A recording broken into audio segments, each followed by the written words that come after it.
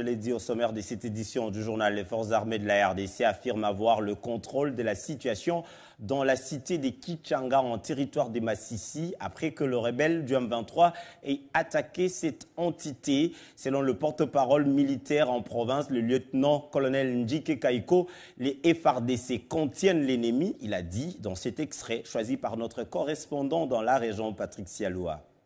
La République démocratique du Congo sont une armée nationale et professionnelle.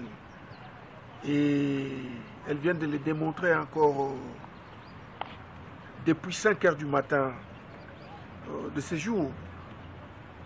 C'est-à-dire en mettant en déroute l'armée rwandaise et ses différents alliés qui ont tenté une fois de plus, n'est-ce pas, de s'attaquer à nos positions afin de couper la route Goma-Massissi.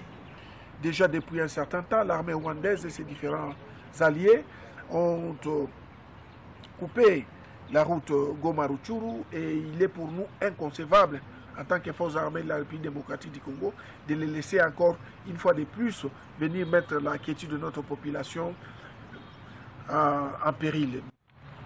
Il est vrai qu'il y a eu des agitations à Kichanga. C'est le réflexe normal de toute personne humaine lorsque il y a une menace qui vient. Il est vrai que ça tirait à au moins 10 km de Kichanga et les détonations se faisaient entendre jusqu'à Kichanga. Voilà pourquoi il y a eu des agitations dans notre population.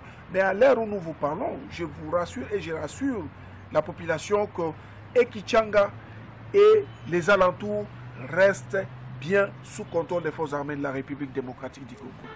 Les combats sont en cours au moment où je suis en train de vous parler. Et les commandants secteur opérationnel Nord Kivu Soukolato, le général de brigade Moyo, se trouve sur place. Et retenez tout simplement qu'il est encore trop tôt de vous parler d'un quelconque bilan.